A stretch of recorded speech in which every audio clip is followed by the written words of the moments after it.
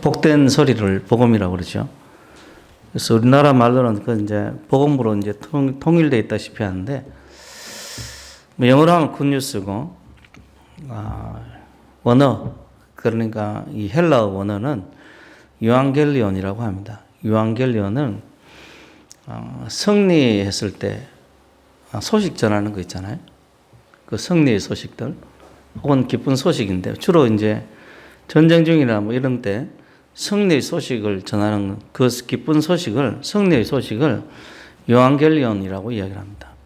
그래서 이 용어를 우리가 왜 사용하는가 하면, 복음서를 읽어보면 아시겠지만은 예수님 자신이 이 용어를 사용하십니다.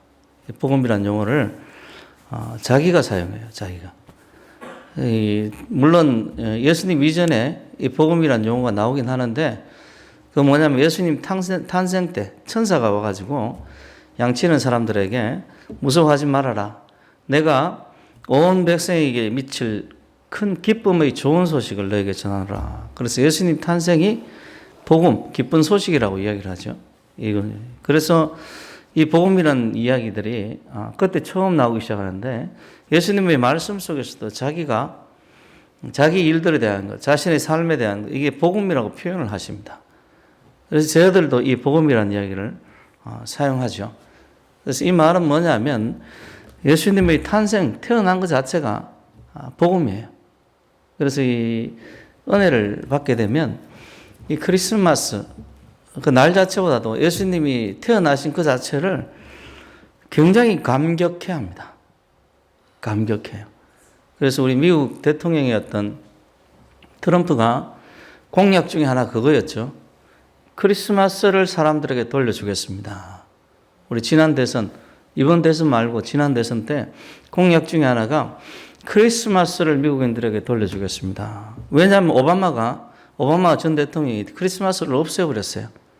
크리스마스라고 그러지 않고 할러데이, 그냥 성일이라고 이야기를 하는 거예요. 종교적인 성일이다. 그래서 크리스마스라는 용어 자체를 없애버리고 가정도 없애버렸죠. 가정도 없애버리고 이 백악관에다가 동성애를 상징하는 이 무지개 길을 걸어놓고, 우리나라 대사도 이 동성애를 지지했던 대사를 파송해서 동성애 축제에 참여해 했었죠. 미국 대사가 퀴어 축제 적극적으로 지지하고 참여하는 의사를 나타냈었어요. 지난 오바마 정권은 가정을 파괴했다면, 트럼프의 정권은 가정을 회복시키고 또 이 크리스마스를 회복시키는, 미국의 기본적인 이념, 기독교적인 이념을 회복시키는 게 트럼프가 내세웠던 공약 중에 공약이었어요. 그러니까 부동산 업자였던 이 트럼프가 내세웠던 공약 때문에 미국 국민들이 적극적으로 지지를 했던 겁니다. 그리고 이 반기독교적인 언론들, 반기독교적인 기업들이 여기에 적극적으로 반대를 했던 거예요. 적극적으로. 그 핵심은 어디 있느냐 하면 예수에 있습니다. 예수에 있어요. 그래서 이 예수 자신은 자기가 기쁜 소식이라고 이야기를 하는데, 어떤 사람들에게는 이게 기쁜 소식이 아닐 수도 있겠죠. 어떤 사람인가 하면 자신의 권력을 이용해서, 자신의 탐욕을 이용해서 다른 사람을 억누르고 괴롭히는 그런 사람들에게서는 예수라는 어떤 이야기는 굉장히 거북스러운 그런 이야기입니다. 어쨌든 예수 자신은 자신의 삶을 복음이라고 표현하셨어요. 그가 오신 것 자체가 우리에게는 사람답게 살 수 있는 길이 열린 것입니다. 여러분, 예수를 믿어야 사람답게 삽니다. 그래서 예수의 삶이 우리를 구원을 주시는 삶이고, 그의 가르침은 어둠 속에 비치는 빛과 같은 겁니다. 여러분들이 이 성경을 볼 때 그런 관점에서 보시면 성경을 보는 눈이 더욱더 넓게 열릴 줄 믿습니다. 그리고 예수의 삶 가운데서 가장 빛나는 부분, 가장 하늘의 별처럼 그의 삶 중에서 빛나는 부분, 그의 삶 전체가 이 복음이지만은 그의 삶 중에서 가장 빛나는 것이 뭐냐면 예수 그리스도의 십자가와 죽음과 부활입니다. 예수의 죽음과 부활이 그의 삶 가운데 가장 빛나는 부분이에요. 예수께서 이야기하기를 인자가 온 것은 섬김을 받으려 함이 아니라 도리어 섬기려 하고 자기 목숨, 그리고 인자 자신, 예수 자신, 자기 목숨을 많은 사람들의 대성물로 대신 값을 치르는 대속물로 주려 함이니라. 그래서 예수 자신의 죽음에 대해서 자신의 생명을 많은 사람들에게 대신 값을 치르는 대속물로 주시는 죽음이었다. 이제 그의 죽음은 아주 참혹한 죽음이었습니다. 참혹한 죽음. 그래서 이 구약 시대에는 예수의 죽음을 상징하는 게 짐승이 죽는 짐승 제사죠, 그죠? 짐승을 제사 드릴 때 짐승을 죽여서 제사를 드리잖아요, 그죠? 근데 이 짐승을 죽일 때 제물을 가져오는 본인이 죽입니다. 만약에 내가 양을 제사를 드리면, 양 제사를 드리면 내가 양을 죽이는 거예요. 양을 죽이고 나머지를 이제 제사장이 처리를 하는데, 양을 죽일 때 이제 양이 안 죽잖아요. 혹시 세연이 뭐 죽여봤어요? 내가 지금 어릴 때 우리 어머니가 닭 잡는 거 한번 보고요, 닭을 30분 넘게 잡았어요. 아무리 죽이려고 해도 안 죽어, 이 닭이. 그래서 30분에서 한 1시간 정도 걸린 것 같은데, 제가 한 10년 이상 닭을 못 먹었습니다. 닭만 보면 뭐가 생각이 나요? 우리 집 수도가에서 파다닥 파다닥 하면서 어머니가 아무리 죽이려고 해도 안 죽던 그 닭이 생각이 나는 거예요. 짐승이 의외로 잘 안 죽습니다. 닭 한 마리 잡는데도 안 죽는데, 양은 닭보다 훨씬 크잖아요. 양은 이만하잖아.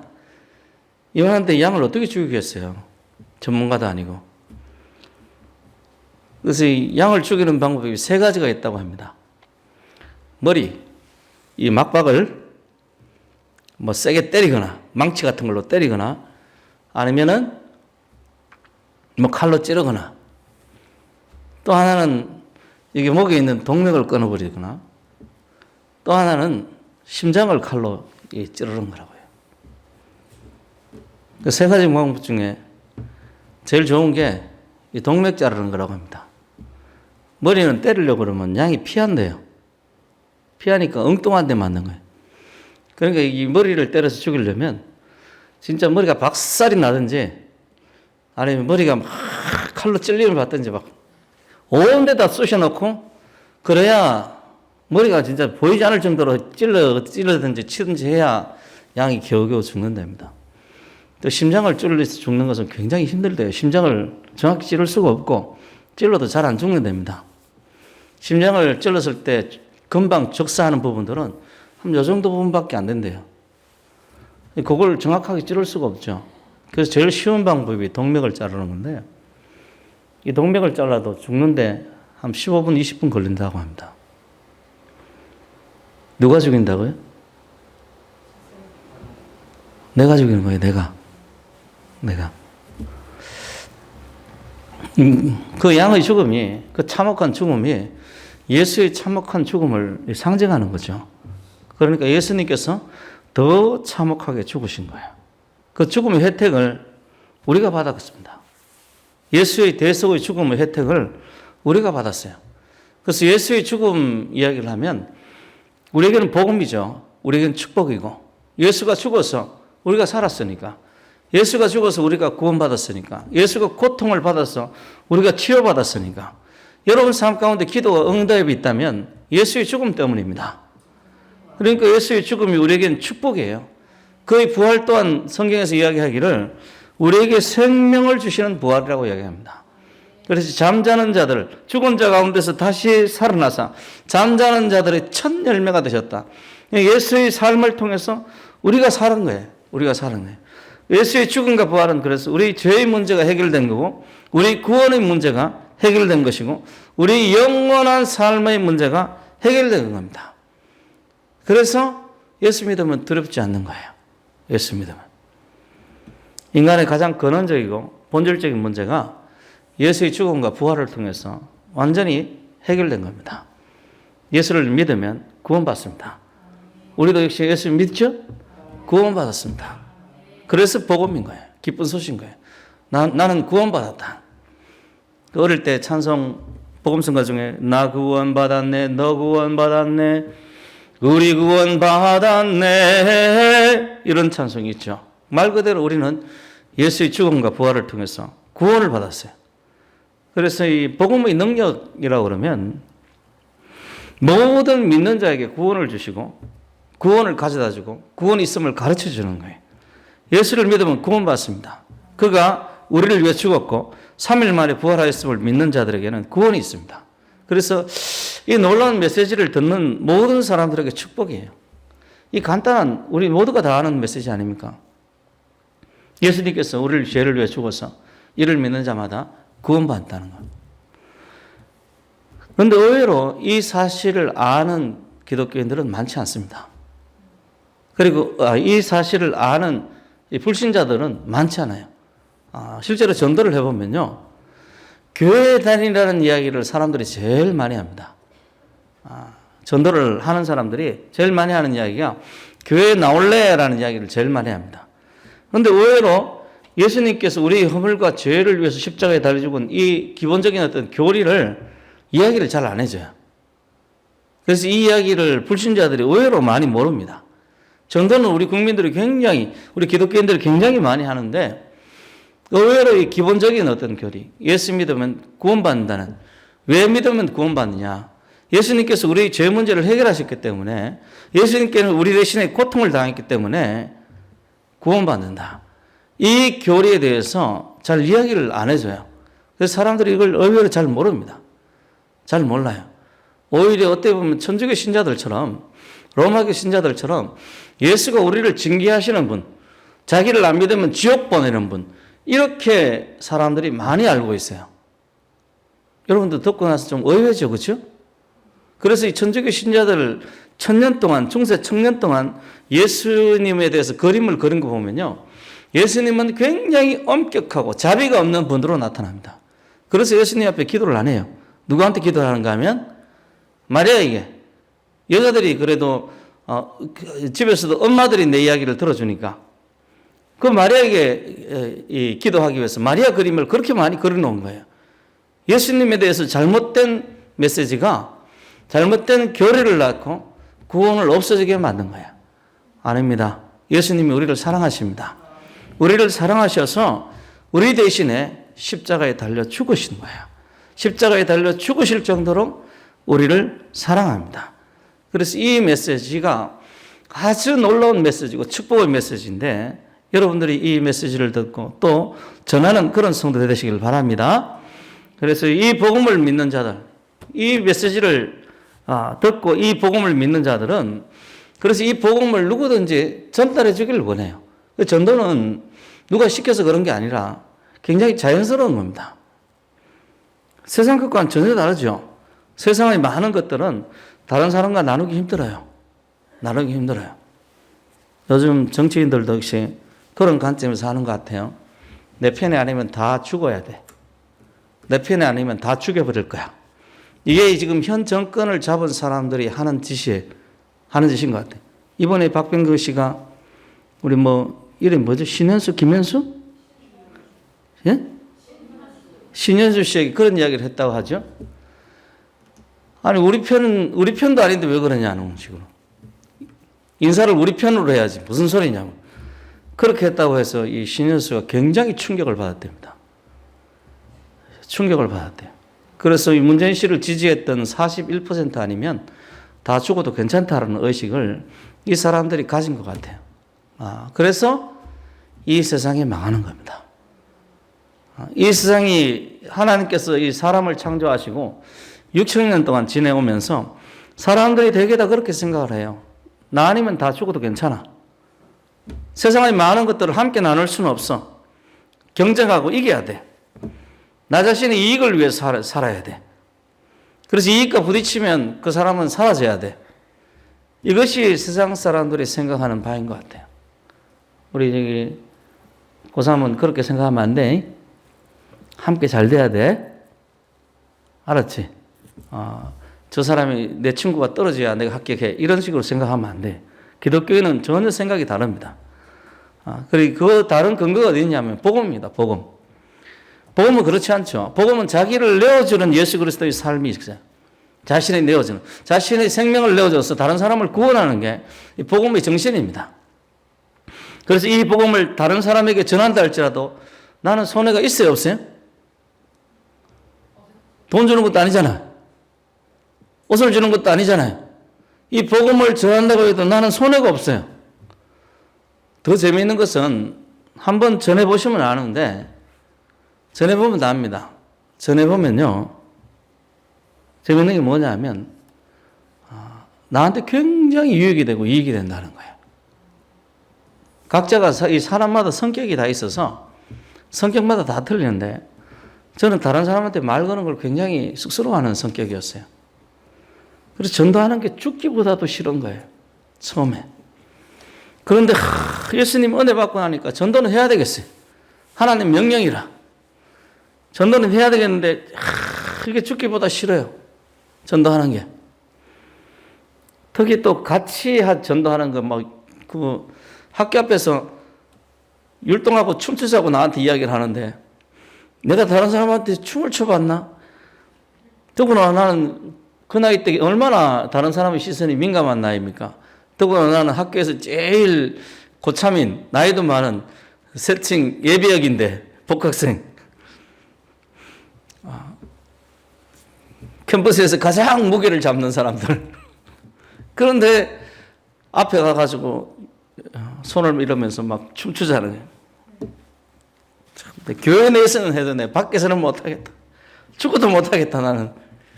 그러는데요. 그래서 처음에는 줄을 한 3줄 서서 하는데 맨 뒤에 이렇게 좀 쪼그려가지고 숨어서 했어요. 이렇게 다른 친구들 안 보이게. 그렇게 해서 시작한 전도가 성격을 바꾸더라고요. 그렇게 전도해보면요. 참 감사하게도 나도 유익을 주지만은 내 인생에 유익이 있습니다. 전도를 해보면 다른 사람이 믿음을 나눠주는 것 같은데 내게 믿음이 생겨요. 참 재밌죠? 전도를 해보면요. 이제 나이 들면서 또 느낀 건데 건강도 좋아지더라고요. 전도를 해보면요. 요즘에 말 잘하는 걸 좋아하잖아요. 말도 잘해져요. 말도 잘해져요. 전도를 해보면 하도 다양한 사람들을 대하기 때문에 어떤 상황이라도 내가 할 이야기가 있어요. 아주 순발력이 좋아집니다. 그래서 저는 이 장사하고 싶은 사람들 전도 열심히 하면 장사 수완도 좋아질 거라고 생각합니다. 참 신기한 일들이 전도를 하면서 많이 일어나는데 가장 좋은 것은 전도를 하면 하나님께서 기뻐하시고 우리 기도에 속히 응답하십니다. 참 그래서 우리는 생각하기에 다른 사람들에게 뭔가 나누어준다는 것은 있을 수 없는 일이라고 생각하는데 복음은 그것을 완전히 반대로 바꿔버려요. 다른 사람에게 나누어 줌으로 인해서 다른 사람의 이 복음을 전함으로 인해서 내게 이익이 되고 내 삶이 풍요로워지고 내 믿음이 더욱더 견고해지고 이 복음을 전할 때 만약에 내가 전했던 이 복음이 그 사람들이 받아들일 때 그 사람의 인생 전부가 변화되는 거예요. 저도 마찬가지지만은 많은 사람들이 은혜를 받은 많은 사람들이 이 복음 전하는 사람을 평생의 은인으로 생각합니다.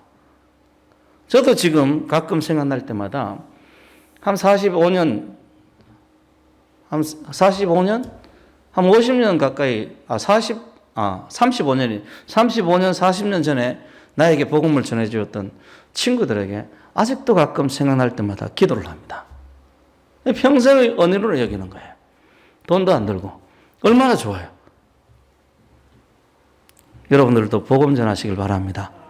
이 복음을 다른 이들에게 전할 때 그 사람이 만약에 복음을 받아들인다면 그 사람 인생에 가장 놀라운 축복을 전해주는 게 되는 거예요.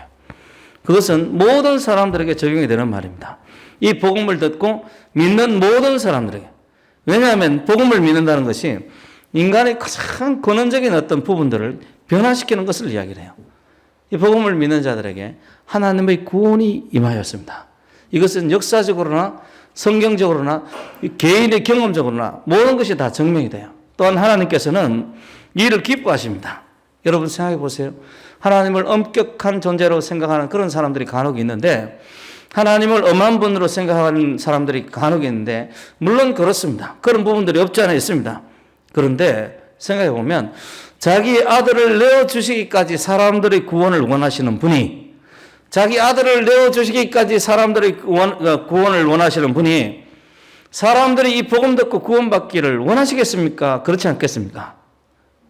당연히 원하죠. 당연히 원해요. 그 어떤 말로 사람들이 하나님을 폄훼했다 할지라도 이 간혹 보면은 성경의 하나님에 대해서 오늘 여기도 보면 제가 초기 기독교 이단 말키온이라고 이야기를 하는데 말시온이라고도 이야기를 합니다. 말키온 이 파에 대해서 적어놨는데 이 파는 사랑의 하나님 아닌 그런 하나님은 다 제거시켜 버리는 거예요. 다 제거시키는. 현대에도 이런 사람들이 있습니다. 하나님을 폄훼하는 그런 사람들이 있는데 모든 인생은 증거로 말하는 거고 열매로 이야기하는 겁니다. 자신의 아들을 내어주신 하나님의 사랑에 대해서 여러분들이 기억하고 믿으시길 바랍니다. 그 사랑을 누구도 막을 수 없습니다. 어떤 말로 오도하고 폄훼하고 바꾼다 할지라도 하나님은 우리를 사랑하십니다. 그리고 우리에게 할 수 있는 가장 위대한 일을 하셨는데 그게 뭐냐 하면 자기의 아들을 내어줘서 우리를 구원하는 일이에요. 그래서 이 복음에는 이 복음 자체, 예수님께서 우리를 위해 십자가에 달려 죽으셨다는 이 놀라운 일, 하나님께서 자기 아들을 내어주셨다는 이 놀라운 이 메시지에는 우리에게 구원을 주시는 하나님의 능력이 있습니다. 능력이 있어요. 병치료, 고난에 대한 구원, 이런 모든 능력이 어디 있냐면 이 복음에 있습니다. 복음에. 하나님께서 죄인 우리에게 하실 수 있는 가장 위대한 일, 그 일이 이 복음에 담겨져 있는 거예요. 그래서 굿뉴스라고 하는 겁니다. 복음은 우리에게 기쁜 소식입니다. 여러분 복음을 새기고 또 새기고 또 새기시길 바랍니다.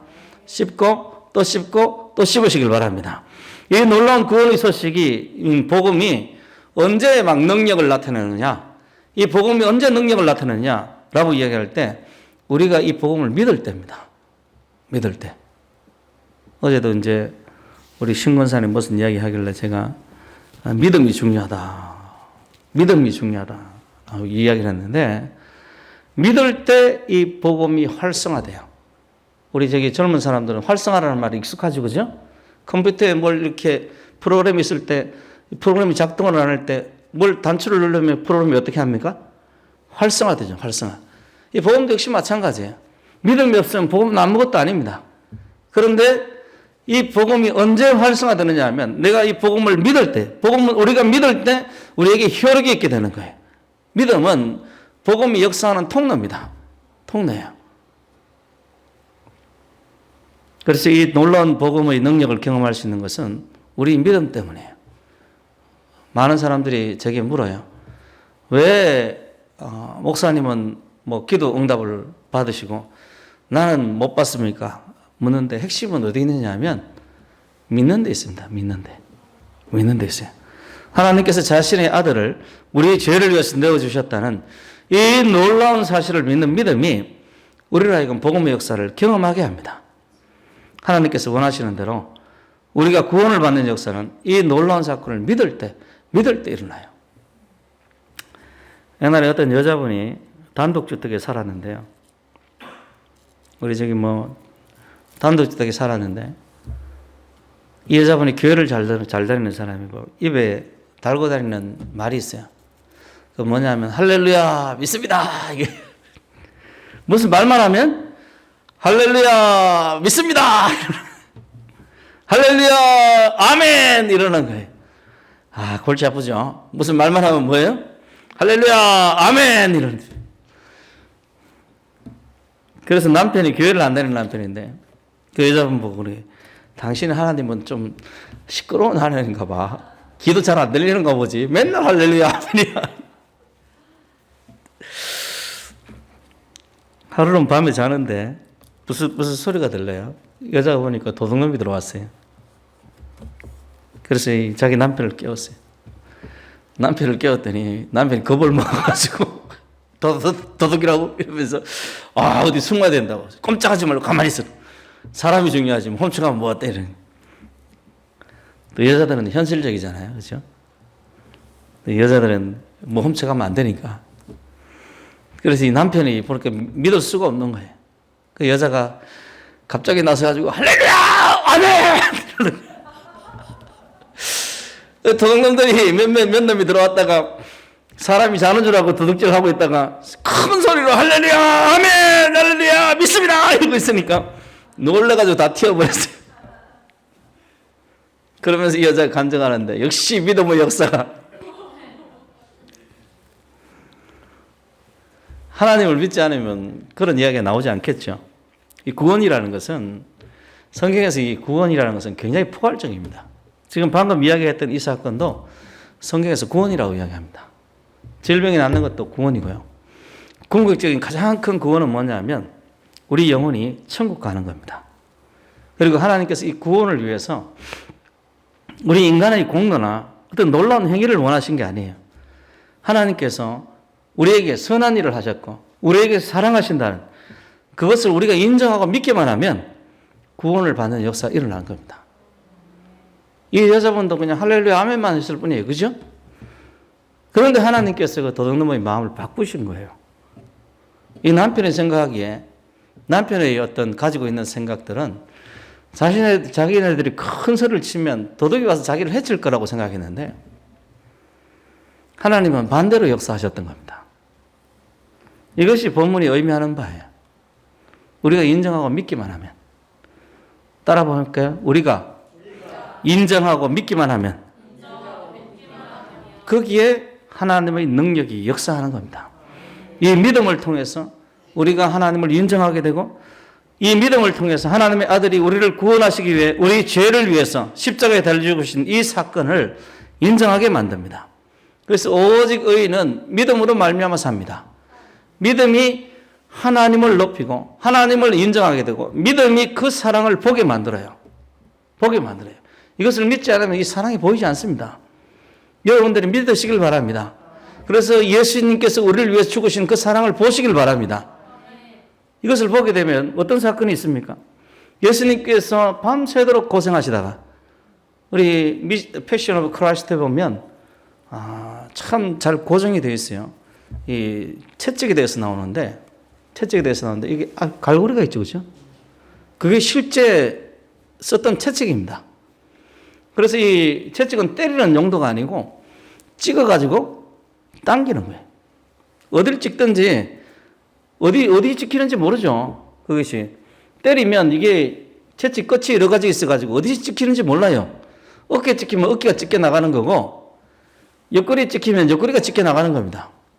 갈비뼈가 드러날 수도 있고 그렇게 해서 예수님께서 그 채찍을 맞으시고 십자가를 지셨기 때문에 십자가를 잘 지지 못했던 거예요. 힘이 들어서. 이미 십자가를 짊으려면 초조금이 되었던 겁니다. 근데 이게 나 때문이에요. 나 때문에. 그렇게 해서 십자가에서 못을 박히시고 6시간 동안 십자가에 달리시는데 그게 나 때문에 믿으십니까? 그 믿는다면 나 때문에 나의 죄 때문에 예수님께서 그런 고통을 당했다고 우리가 믿는다면 우리 삶에 뭔가가 변화가 있겠죠. 그게 정상적이에요. 또 그토록 하나님께서 나를 사랑하신다는 걸 알았을 때 나의 죄를 위해서 당신의 아들을 그렇게 고생시키시고 심지어는 십자가에서 저주까지 하시는 그 모습을 보면서 비로소 하나님의 마음을 알게 되는 거예요. 우리가 그걸 믿을 때 하나님의 그 놀라우신 사랑, 우리를 향하신 놀라우신 그 마음들이 보이는 거예요. 하나님께서 얼마나 죄를 미워하시는지, 그가 얼마나 우리를 사랑하시는지 그것을 알게 되는 겁니다. 그래서 십자가를 믿을 때마다, 예수의 죽음을 믿을 때마다, 그의 부활을 믿을 때마다 하나님과 나 사이에 그 감정의 동화가 일어나요. 하나님께서 얼마나 마음이 아파하셨는지 내가 믿을 때 그게 오는 거예요. 믿지 않으면 그게 마음이 오지 않습니다. 오지 않아요. 그런데 믿을 때 하나님의 마음의 아파하심이 내 마음속에 오는 거예요. 그래서 내가 이 죄 가운데 살아서는 안 되겠다. 더 이상 죄를 지어서는 안 되겠다. 이런 생각들이 드는 겁니다. 그래서 예수를 믿는 많은 사람들이, 예수의 십자가를 경험한 많은 사람들이 과거에 어떤 마약을 했던 것을 버리고 술에 취했던 것을 버리고 사람을 괴롭혔던 것을 버리고 이제 하나님을 향해서 살려고 애를 쓰는 거예요. 그 하나님과의 마음의 동화죠. 감정의 동화이기도 하고 우리가 예수를 믿을 때마다 그래서 하나님을 닮아가는 겁니다. 하나님을 닮아가는 거예요. 그래서 오직 의인은 믿음으로 말미암아 살리라 이렇게 이야기를 하는 거예요. 그래서 믿을 때 회개의 역사가 일어나는 거고 믿을 때 성화의 역사가 일어나는 겁니다. 믿음을 통해서 회개와 성화의 역사가 일어나는 거예요. 마태복음 5장 48절에 보면 그러므로 하늘에 계신 너희 아버지의 온전하신 같이 너희도 온전하라 라고 말씀하시는데 이 말씀은 우리에게 온전함을 요청하시는 말씀이기도 하지만은 너 온전해야 된다 이렇게 들리기도 하지만은 또 다른 편에서는 어떻게 들리는가 하면 하나님을 닮아가라는 이야기예요. 하늘에 계신 너희 아버지 온전하신 같이 너희도 뭐 하라는 거예요? 하나님을 닮아가라. 세상 아버지 닮아가지 말고 세상의 선생님 닮아가지 말고 세상의 친구들 닮아가지 말고 하나님을 닮아가라는 이야기입니다. 그리고 이런 것이 어떻게 해서 이루어지는가 하면 예수님께서 우리를 위해 십자가에 달려 죽으신 그 놀라운 사건을 통해서 이 복음을 통해서 이러한 일들이 우리 내면에서부터 일어나기 시작합니다. 하나님의 사랑을 체험하는 것을 통해서 하나님의 사랑을 경험하는 것을 통해서 우리 내면에서부터 이런 일들이 일어나요. 우리가 이 성경을 배울 때 세가족 공부를 하고 새생명 공부를 하고 성경을 처음 배울 때 지식적으로 예수님께서 우리를 위해 십자가에 달려 죽은 사실을 인지하고 아는 것에 도달할 수 있습니다. 그런데 그것은 외관적인 걸 뿐입니다. 그냥 겉으로만 아는 거예요. 우리 속에서 진정으로 인정하고 받아들이는 것은 어느 정도 시간과 정서적인 간격이 있습니다. 그걸 가지고 이제 성화의 과정이라고도 이야기할 수 있죠.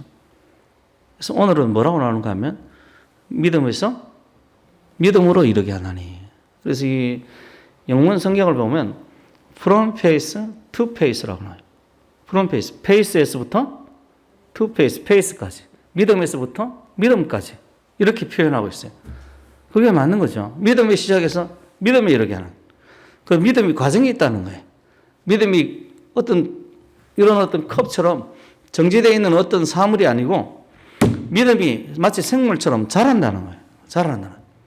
그래서 인간의 언어로 이것을 표현하기 힘듭니다. 그래서 우리 신앙이라는 것은 오늘 성경에서 기록한 것처럼 믿음으로 시작해서 믿음으로 나아가는 거예요. 그게 우리 신앙이에요. 그것은 하나님을 닮아가는 과정이고 범사의 모든 일에 하나님을 인정하는 그런 과정이기도 합니다. 창세기 3장에는 아담과 하와가 선악과를 먹는 장면이 나오고 범죄하는 장면이 나오죠. 그래서 에덴 동산에 쫓겨납니다. 그 장면을 보면 뱀이 나타나서 이 하와를 유혹합니다. 하와를 유혹해. 우리 잠은 일어서 괜찮아. 자, 하와를 뱀이 탁 유혹을 하는데 뱀이 건드린 것이 뭐냐면 하와의 신앙을 흔드는 거예요. 더 정확히 이야기하면 하와가 아담을 통해서 혹은 하나님께 직접이든지 뭐든 간에 하나님께 들었던 이 선악과에 대한 말씀, 이 선악을 알게 하는 나무의 과일을 먹으면 너는 죽는다, 정령 죽는다 라고 이야기했던 이 말씀에 대한 신뢰를 무너뜨린 거예요. 믿음을 무너뜨린 거예요. 이 말씀에 대한 믿음을 무너뜨린 거예요. 이 하와가 이 선악과를 바라봤을 때는 이미 하나님의 말씀에 대한 믿음이 깨어진 상태입니다. 딱 보니까 이야, 이거 먹음직도 하고 보암직도 하고 먹으면 뭐 할 것 같아요? 굉장히 지혜로울 것 같아요. 지혜로울 것 같아요.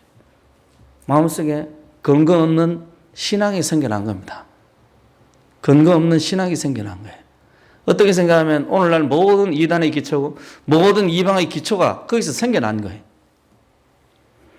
하와는 뱀의 유혹을 받을 때 하나님 말씀에 대한 신뢰가 떨어졌고 그 신뢰가 떨어진 그 불신앙이 바로 뭘로 이어졌는가 하면 범죄로 이어진 겁니다. 범죄로. 그래서 이런 사건을 통해서 우리가 알 수 있는 게 죄라는 것은 하나님에 대한 믿음의 부족입니다. 신앙이 부족하면 죄를 저지르게 돼 있어요. 여러분 믿으십시오. 하나님 말씀을 신뢰하시길 바랍니다. 마음을 다해서 내 목숨을 다해서 하나님 말씀에 여러분 인생을 투자하시길 바랍니다. 그것이 우리를 하여금 생명의 길로 인도하게 만드는 거예요. 인류는 하나님에 대한 불신앙으로 타락하고 범죄한 겁니다. 그러한 것을 하나님께서 예수 그리스도를 통해서 믿음으로 다시 하나님께로 돌아오게 하신 거예요. 돌아오게. 잃어버렸던 신뢰들, 하와가 타락할 때 불신앙으로 타락했던 것처럼 그 잃어버렸던 이 신앙이 예수 그리스도를 통해서 하나님께로 돌아오게 한 거예요. 그래서 그걸 보여준 겁니다. 인간의 불신을 깨뜨리기 위해서 하나님께서 보여주신 것은 내가 너희를 얼마나 사랑하고 내가 너희를 얼마나 구원하기를 원하는지 그걸 보여준 거예요. 뭘로 보여주는가 하면 말로 보여준 게 아닙니다. 말로 보여준 게 아니고 자신의 가장 소중한 아들을, 자신의 이 하나밖에 없는 독생자를 인간을 위해서 내어주신 거예요. 하나님이 세상을 이처럼 사랑하사 독생자를 주셨으니 그 사랑의 증거로 자기 독생자를 내어줘서 인간의 믿음을, 하나님에 대한 신앙을 회복시키고자 했던 겁니다. 이 신앙은 하나님을 믿는 데서 그치는 게 아니라 깨어진 관계가 회복되는 거예요. 회복되는. 그래서 예수를 통해서 우리가 하나님께 나아갈 수 있게 된 겁니다. 깨어진 관계 회복되는 거예요. 내가 곧 길이요, 진리요, 생명이니. 예수 그리스도를 통해서 하나님께 나아가는 거예요. 예수 그리스도를 통해서. 그래서 하나님과 믿음을 통해서 하나님과 교통하게 되고요. 믿음을 통해서 하나님을 닮아가고 그 전면에 누가 계신가 하면 예수 그리스도가 계신 겁니다. 그래서 복음을 믿는 것은 이 모든 것을 가능하게 만듭니다. 우리 16절 같이 한번 읽어볼까요? 16절 같이 읽습니다. 시작.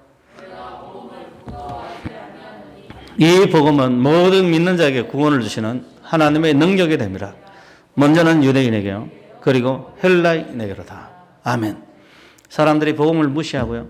사람들이 복음을 우습게 여긴다 할지라도 복음을 시대에 떨어진 어떤 유행처럼 그렇게 여긴다 할지라도 우리에게는 그게 아닙니다. 우리에게는 하나님의 능력입니다. 복음을 믿는 자에게는 하나님의 능력인 거예요. 그러니까 가장 귀하게 여기시길 바랍니다. 우리 인생 가운데 이 복음은 가장 귀한 것이고 또한 가장 큰 능력이에요. 그러한 이 하나님의 능력, 이 복음은 하나님의 능력이 되는데 어떤 사람들에게 능력이 되는가 하면 모든 믿는 자에게 구원을 주시는 하나님의 능력. 믿는 자에게 하나님의 능력이 나타나게 하는 것이 뭐냐면 믿는 겁니다. 우리 믿음이에요. 믿음. 그래서 어려움이 있다 할지라도 하나님께서 우리를 사랑하심을 믿어야 합니다. 그것을 가능하게 하는 것이 바로 이 복음이라. 복음이라. 제가 이번 정치 사태를 보면서 보통 대깨문이라고 이야기하기도 하고 요즘 유행어로는 문찐이라고도 이야기하죠. 문찐이랍니다. 요즘에 이야기를 하는데 참 신학이 좋다는 생각을 해요.